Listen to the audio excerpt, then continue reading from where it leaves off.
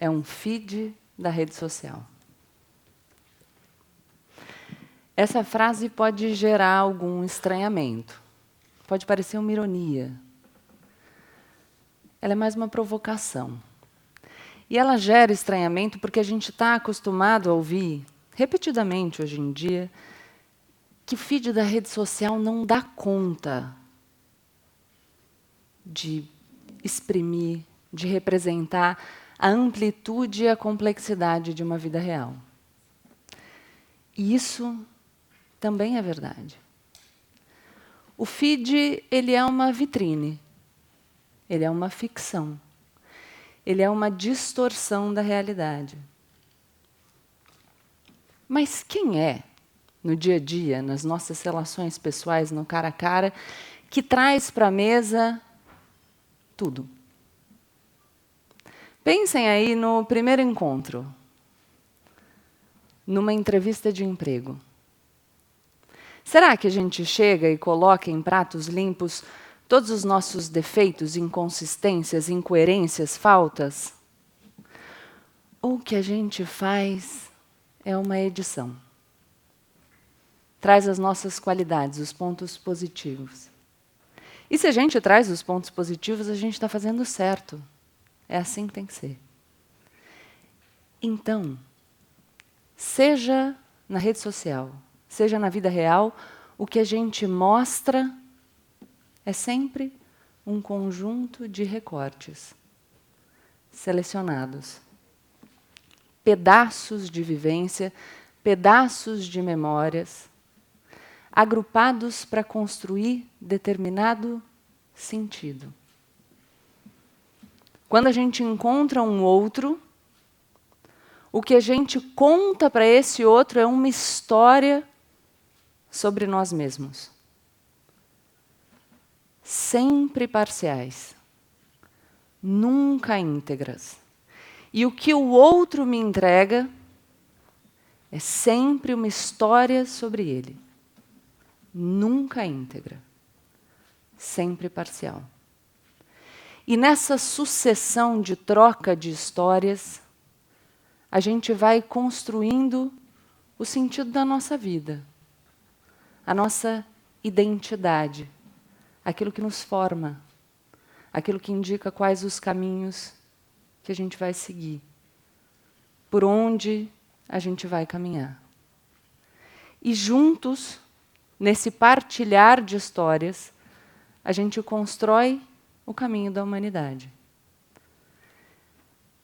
A capacidade de imaginar histórias, compartilhar mitos, é uma das maiores capacidades do ser humano. Eu diria a maior. O Yuval Harari, historiador israelense, muito famoso, diz que o superpoder do Homo sapiens é a capacidade de criar mitos compartilhados. O Estado, Estados nacionais, um mito compartilhado, uma história.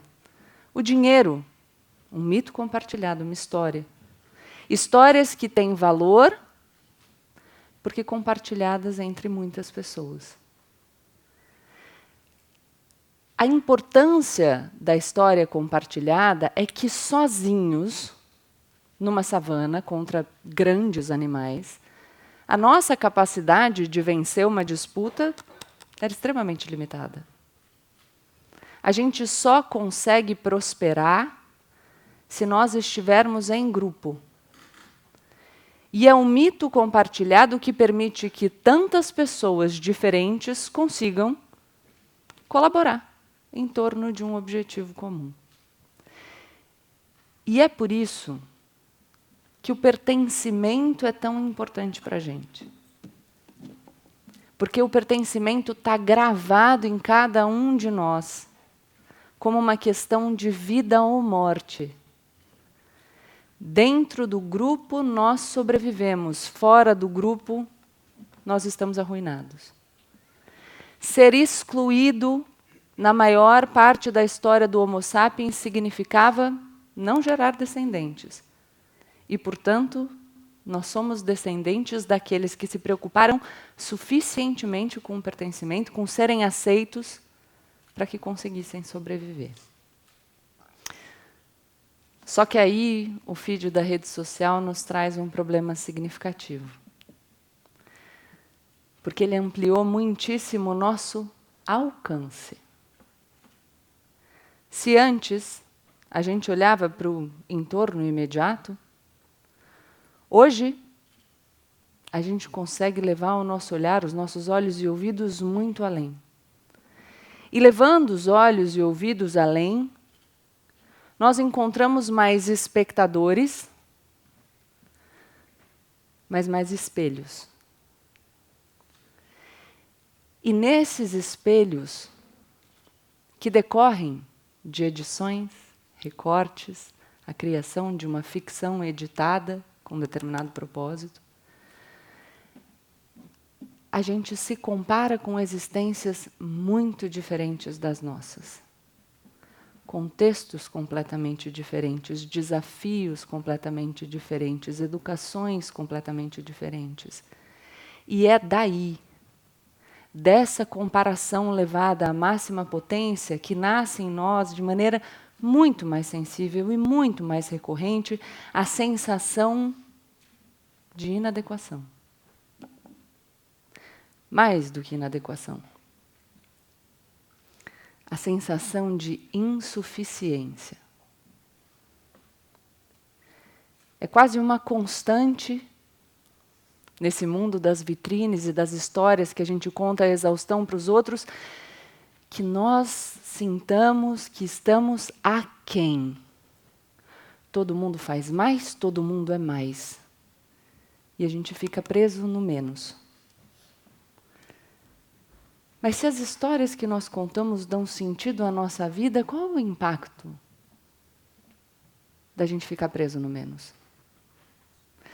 O dilema que essa régua de comparação tão alta e com exemplos tão diferentes nos impõe é como construir uma história sobre o eu, preservando o melhor que eu tenho em mim e aquilo que me faz singular, sem ceder a esse desejo de pertencer, de ser reconhecido, de ser amado, e sem ceder completamente. Como é que eu posso me manter íntegro sem me render àquilo que eu acredito que espera de mim o outro?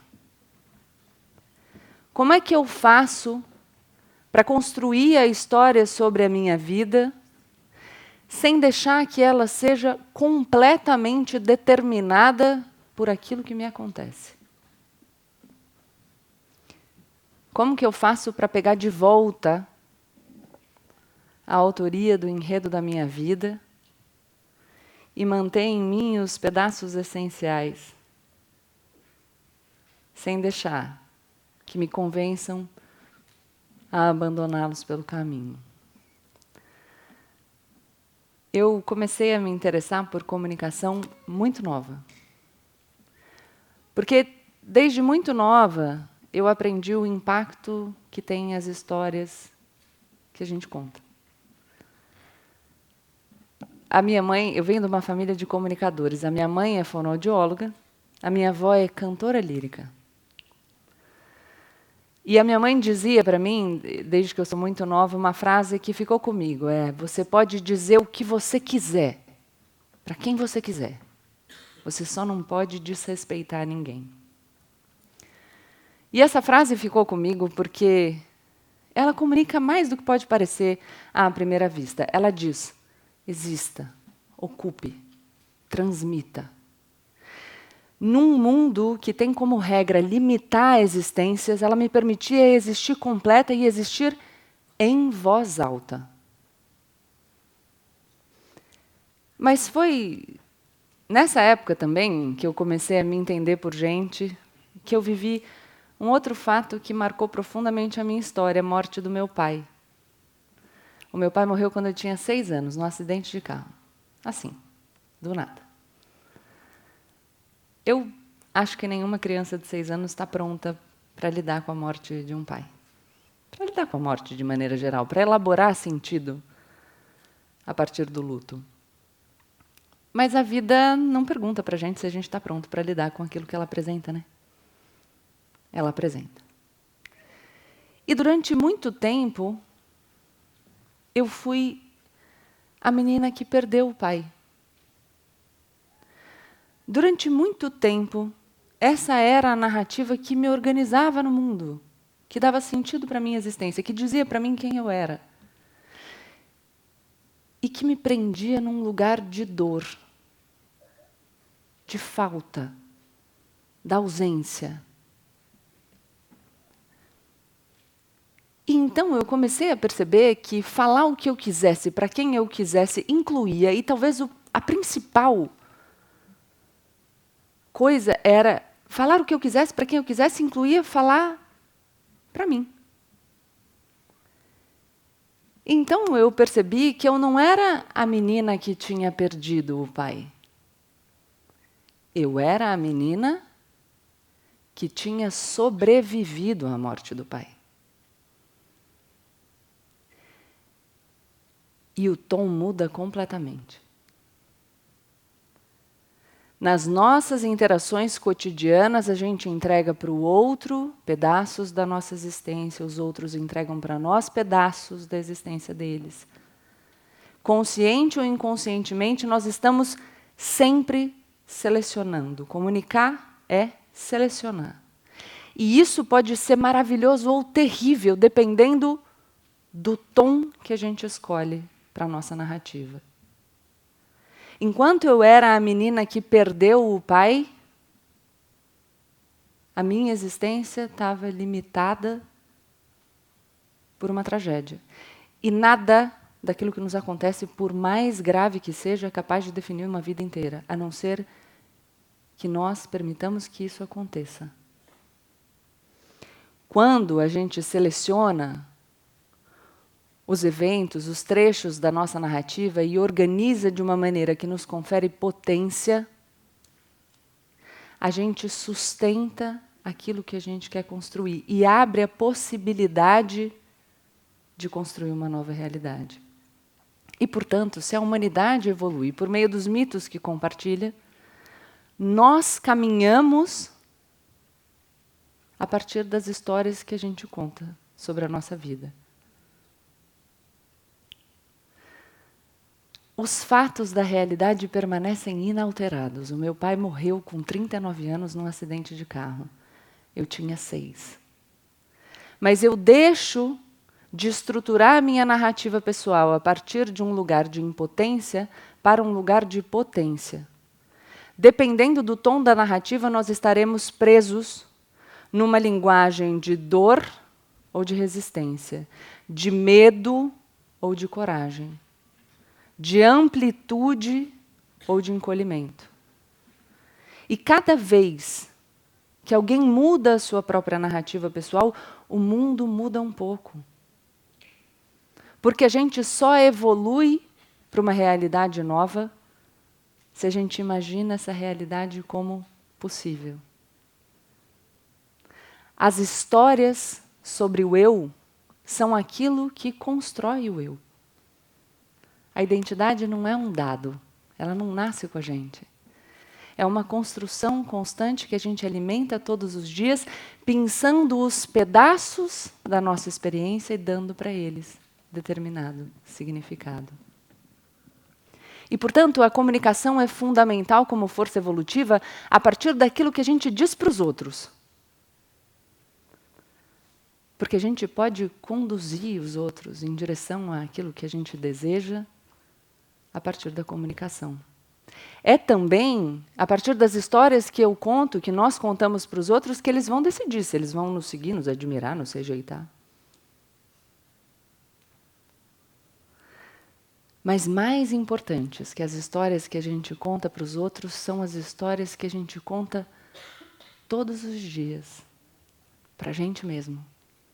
Porque é a partir delas que a gente vai delimitar qual é o nosso possível e qual força que a gente tem para perseguir os nossos sonhos.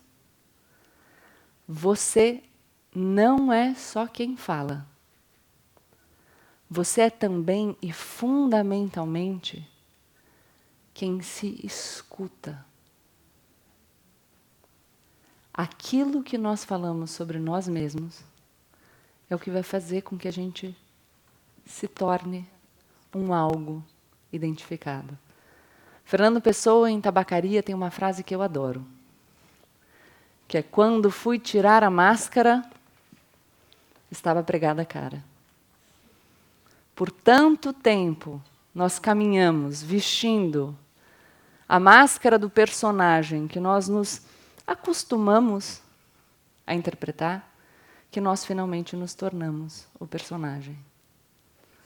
O poder de determinar o enredo das nossas vidas está nas nossas mãos.